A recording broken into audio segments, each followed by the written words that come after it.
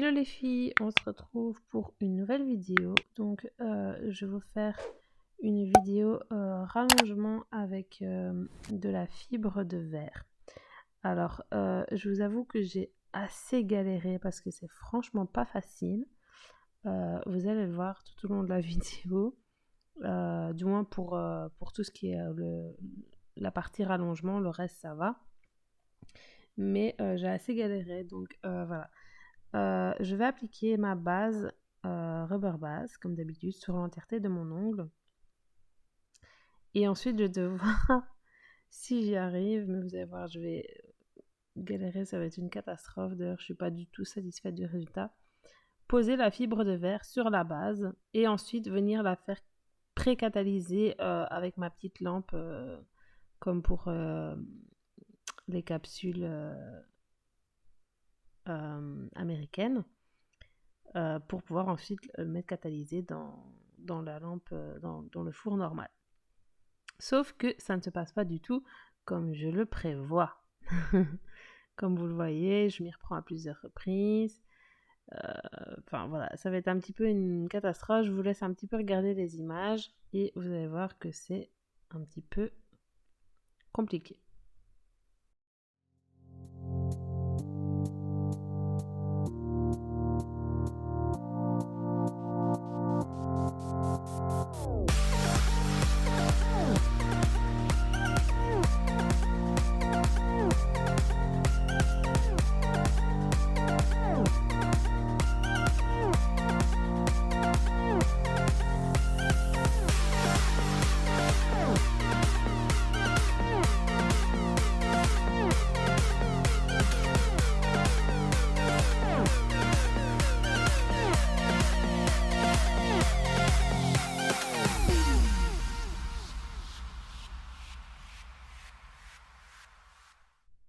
Donc comme vous le voyez les filles, j'ai mis une petite pince pour essayer de pincher parce que la fibre de verre c'est plat.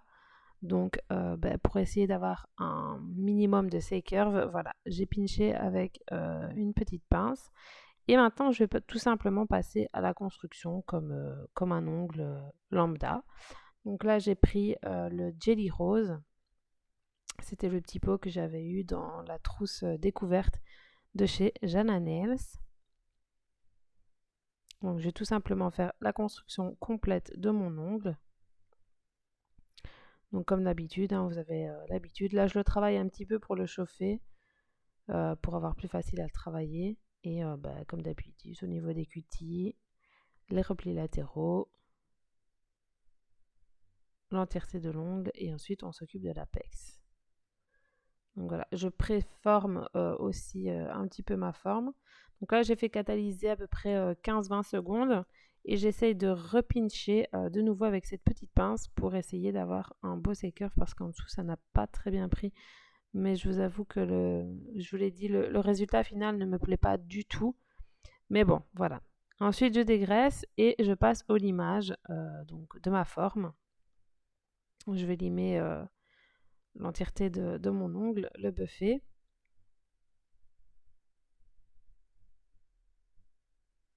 Bien le dépoussiérer, voilà. Et ensuite, on va passer à une petite déco. Donc, c'est tout nouveau. Donc, pour cela, vous avez besoin d'un tampon de stamping, de poudre chrome, n'importe laquelle, celle que vous voulez, et de peinture acrylique. Donc, moi, celle que je vous montre, elle provient de chez Action. Donc, il ne faut pas mettre une trop grosse couche. Et vous voyez, là où je vous montre avec mon doigt, ça commence à faire des petites bulles d'air. Donc, il faut laisser sécher l'acrylique. Donc pendant que ça sèche, vous vous occupez d'appliquer votre couleur. Donc moi j'ai mis un fond noir en 2 fines couches.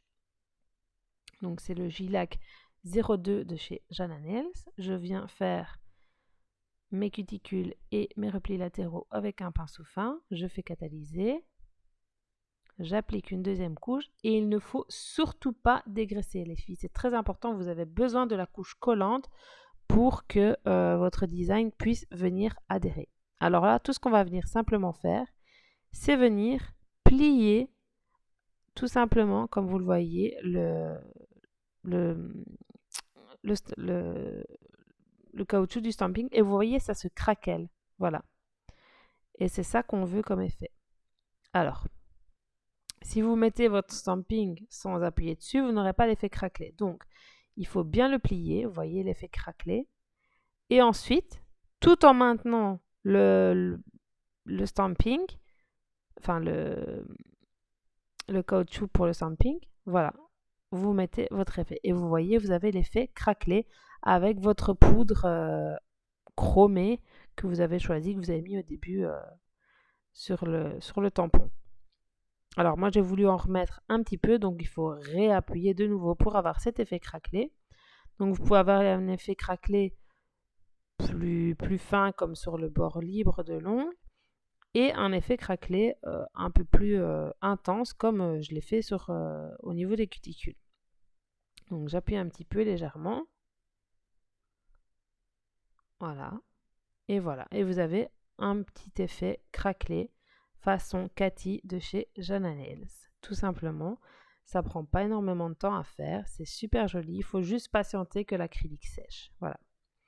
Alors ensuite, je vais mettre un petit peu de rubber base parce que je voulais mettre quelques strass entre les deux effets craquelés. Donc j'ai choisi plusieurs sortes de strass. J'ai choisi 2 bleus différents et les cristals AB. Donc je mets un petit peu de base là où je veux mettre mes strass. Je ne la fais pas catalyser, bien évidemment. Donc n'en mettez pas de trop, hein, sinon les strass vont glisser. D'ailleurs, c'est ce que j'ai eu sur 2 strass. Il y a 2 strass qui ont glissé. Pourtant, je les avais remis, mais voilà. Donc là, on a les cristals AB.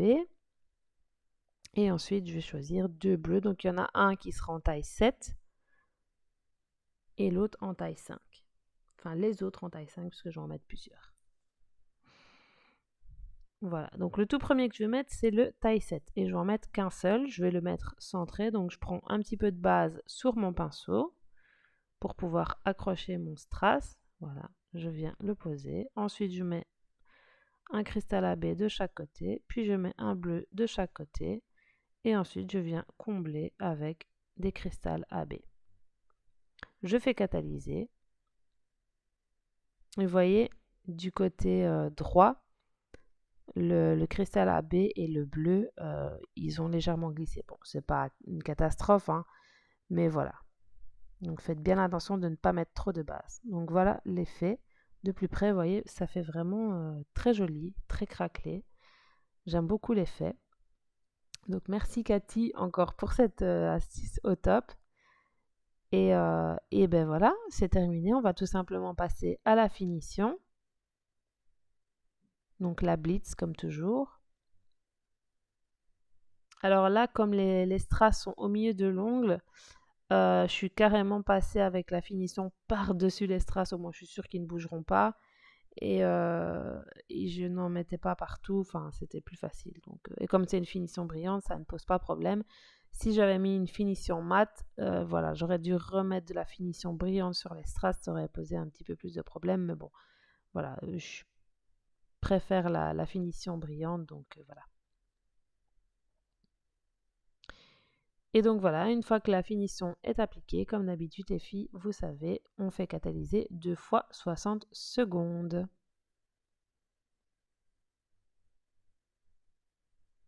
Voilà. Et ensuite, pour terminer, on applique une petite huile à cuticule. Moi, c'est toujours la mienne, ma préférée, la Mia de chez Nails Company. Et là, j'ai changé un petit peu. J'ai pris, donc c'est dans le kit des pinceaux que j'avais acheté chez Action. C'est un pinceau un petit peu pointu. Et je me dis qu'il est encore plus précis pour pouvoir aller avec la pointe au plus proche des cuticules. Et vraiment sans toucher la finition. Voilà, donc je fais vraiment tout le tour de mon ongle. Je passe en dessous aussi, hop, pour l'hydrater.